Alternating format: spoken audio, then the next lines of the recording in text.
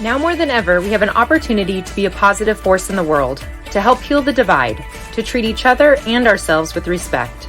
But with so many tools out there, from meditation to physical training, proper nutrition, therapy, and so many others, we all need a little help navigating all the options. Join us as we share in-depth information, insights, and thought-provoking discussions that will help answer your questions about how to stay calm, cool, and connected during these times. Welcome to Calm, Cool, and Connected, your guidebook to peace of mind.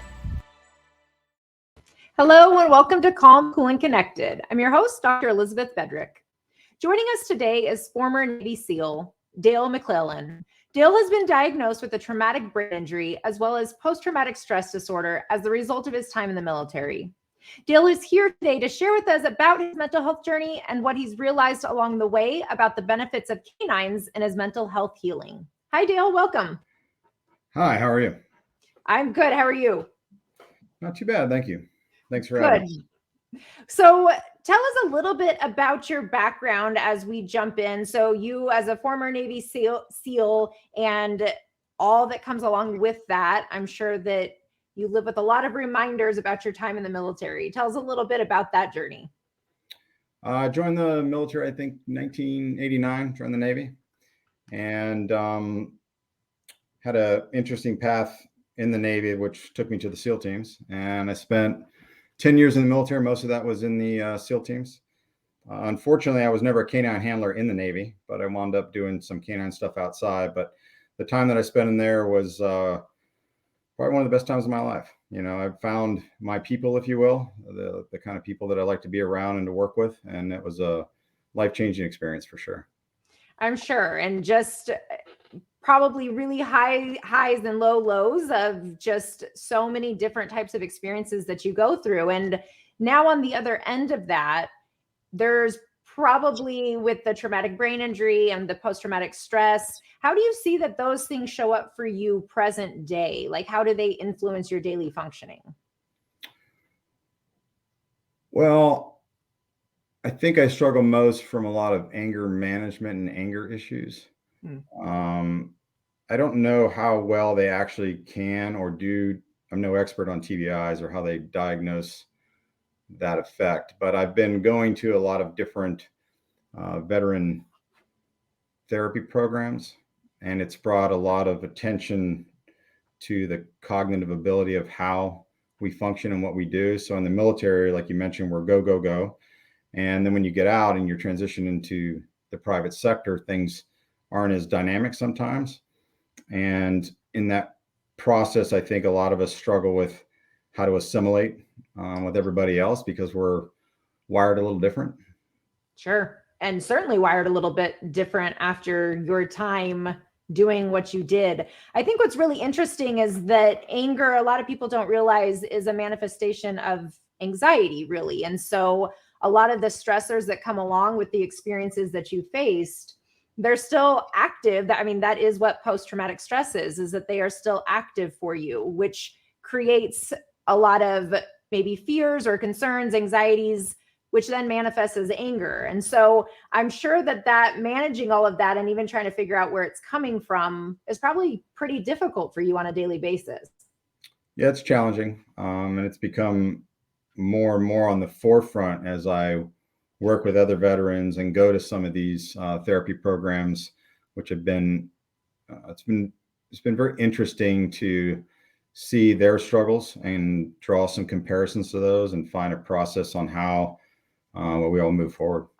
Yeah. When did you realize that K9s were beneficial for your mental health and for your healing journey?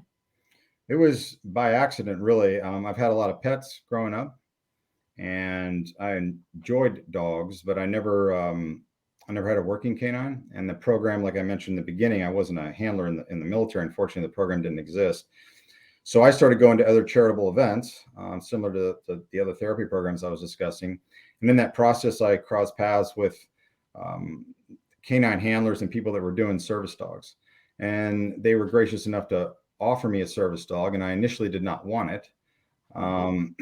And it was immensely impactful in my day-to-day life and how I functioned. it was just life changing for me. And I am a dog person. Not everybody's a dog person, but being a dog person and having pets and then getting a working dog changed everything for me. And it had so much of an impact that I wanted to introduce that to other veterans that like dogs or interested in dogs. So perhaps it could help them too.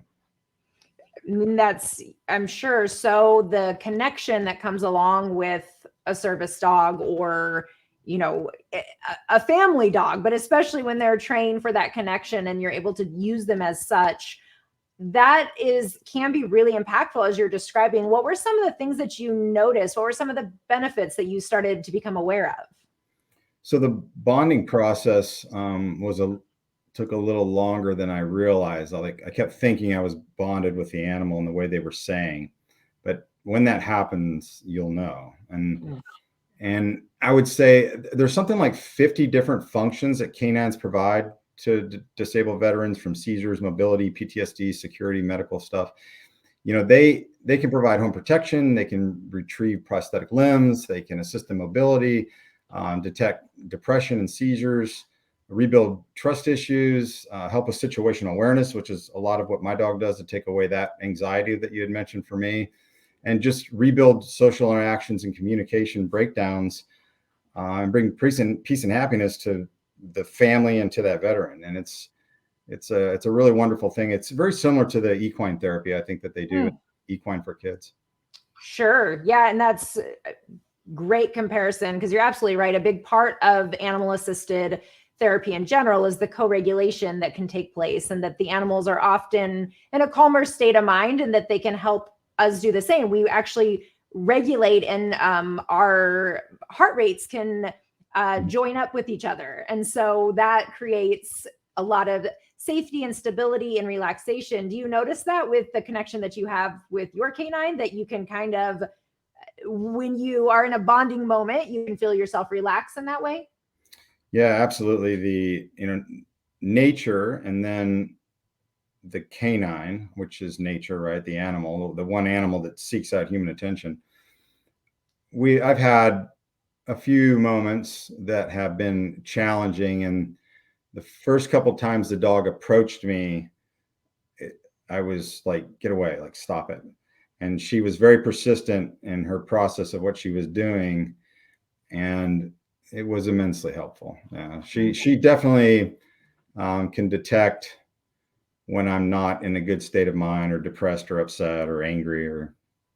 Yeah. Yeah. And knows how to step in and She give you does. a little bit of peace. Yeah, and and not to take away anything from a pet at home, but a dog that is specifically engineered, if you will, to work that process is quite fascinating.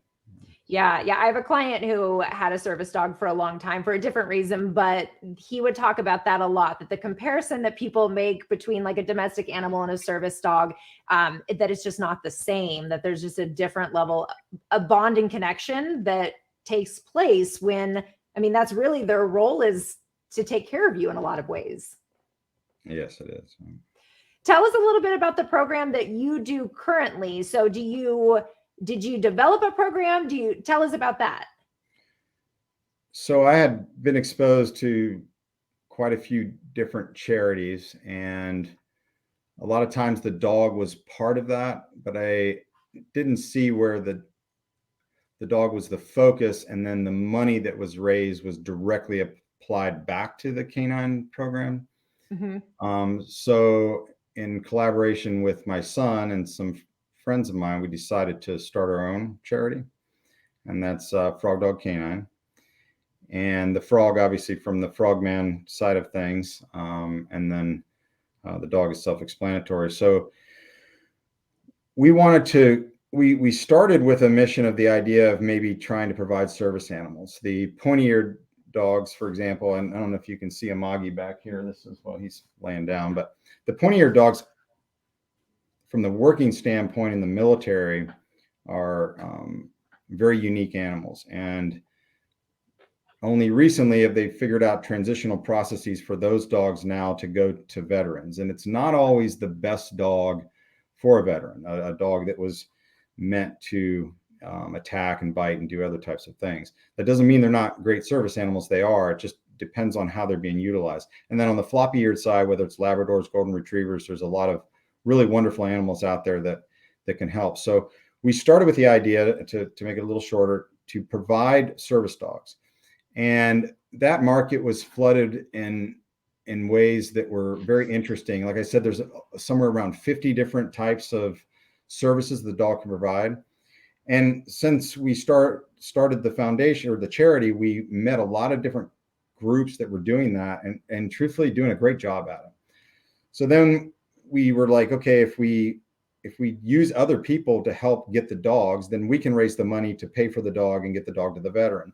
Well, through that process, we have a property in Chesapeake, Virginia, and we were doing little, equine style therapy things out here with the dog. We were bringing different veterans and groups out. We have about a dozen dogs out here right now, between pointy-eared and floppy-eared dogs. And we would come out and create this fireside chat experience where they were spending time with the dogs, and we were just working together. And it wasn't intentional, it wasn't by design, but what would happen is we would sit down later, and the wife or the girlfriend of the veteran that was out there would come up to me and they'd be like, I haven't seen him like this in years. And I was like, what do you mean? And it was then that I realized that what we had unintentionally created out here was an environment and an atmosphere that was very healing through nature and through the canine, so on and so forth. So we decided to shift gears. And what we're doing today is we're raising money to build a therapy and training center for the veteran and the canine. Not just for the veteran, but for the canine. And it's been proven now, there are statistics that show, and the military has recognized that these dogs providing that type of therapy and the work that they may have done previously also have post-traumatic stress from the related work. So for example, if a guy's here at the therapy center and we're doing all these different exercises with the animals, at the end of the day, if the owner or the handler goes to get a massage, we're going to have doggy massages. And the dog is going to be side by side kind of through the therapy process while they're out here. Oh my gosh, I love that. That is so powerful and so important to really assess that experience for the dog as well. I love that you guys are looking at it from that angle, because I mean, you're right. We know that dogs store memory and can have trauma in the same way. When people talk about getting a dog maybe later in life and the way that it interacts with them, maybe it's more anxious. And so what were those earlier life experiences that led to that? So for you guys to put a focus on both of that, and it sounds like, so they would be doing their healing journey together. Is that the idea? Yeah. So there'll be a meditation room. There'll be a massage type room. There'll be some exercise stations. We have treadmills for dogs. So when you're working out, the dog's working out. We're going to have a full veterinarian facility to take care of the animals while they're out here, a grooming station. So the dog, because I have to admit, I'm the worst at trying to get my dog to take a bath sometimes. So we'll get the dogs all cleaned up and their nails trimmed. And I think it'll be a way for the veteran or the handler that has that service dog. And it's extended beyond veterans. It's veterans, first responders, and Gold Star family members, wives, children, whoever it is, whether it's their own, it doesn't even have to be a service dog per se. It can be their own family dog. But the idea is to come out here, work with your animal, train your animal with our trainers, and have that therapeutic experience with your animal at the same time. Right. And what are you thinking timeline? Like, where are you guys at in this journey?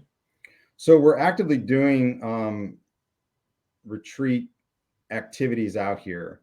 The infrastructure that's in place is very nice, but we're looking to do quite a bit of expansion, and that includes building the actual therapy center, building an indoor training facility, the veterinarian clinic, some additional berthing, so that we can house people in a motel style thing, more cabin orientated, but to where they would pull up and have their own private space.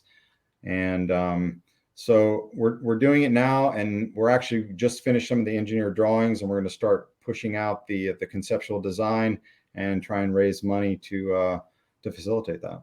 That's incredible.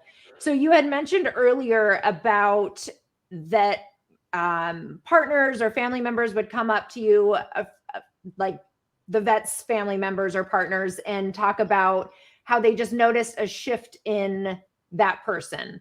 Tell me, the vet themselves, or like you're saying, first responders or the other individuals that you're working with that are dealing with post-traumatic stress, what did they say about this experience? How did they say that it influences their daily functioning, their mood states, their mental health? Like, what are the benefits they're seeing? The veterans themselves? Yeah. So it varies. It varies a lot, and that's not to dodge the question. It really depends on the individual and the problems that they are having. For example, my experience with the dog, one of the primary functions, because my particular animal is a protection animal that helps with the other things that we've talked about.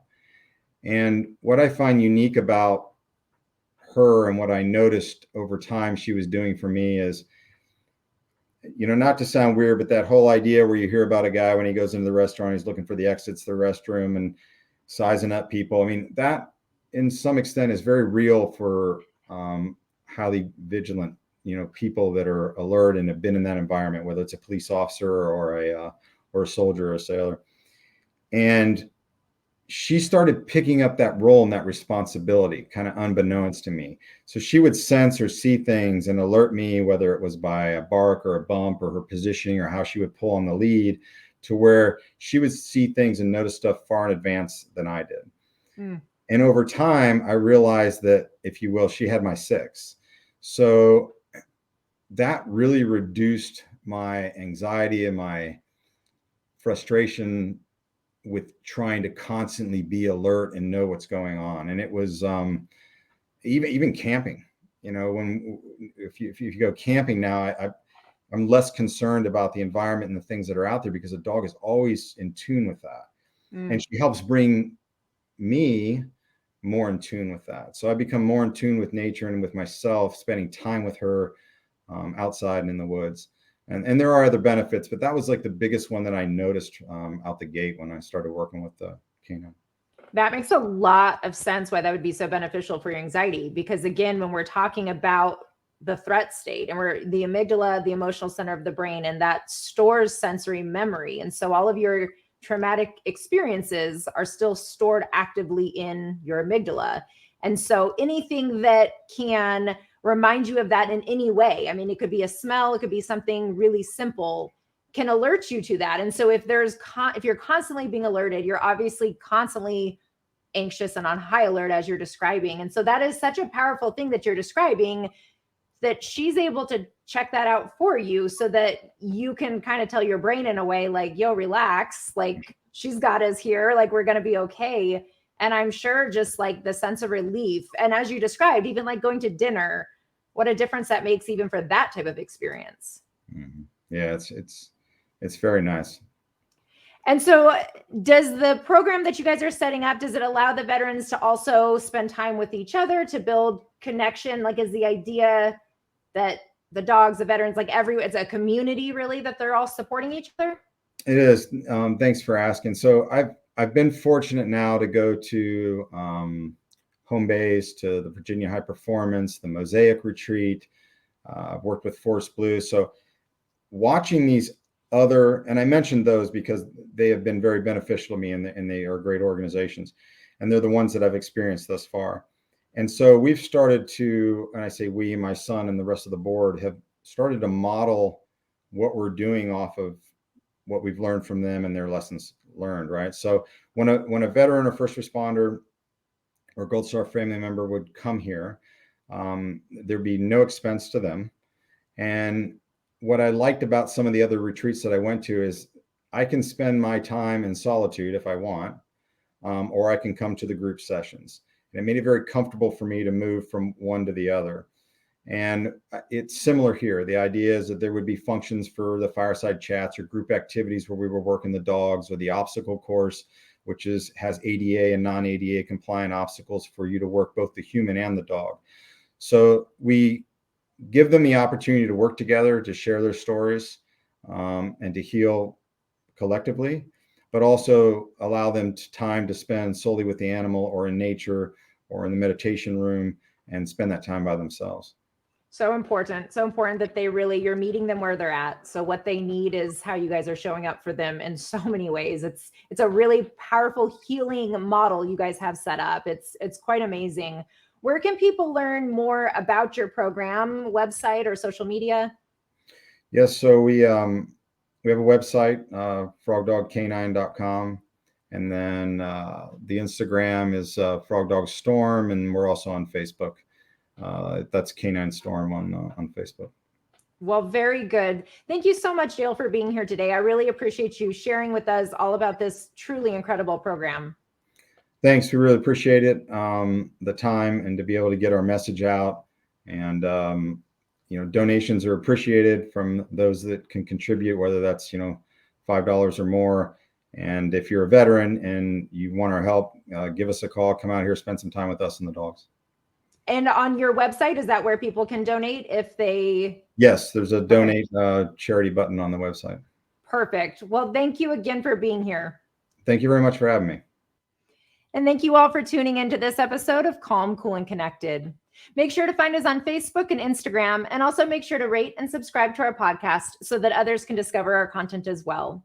Thank you again for joining us on this episode of Calm, Cool, and Connected.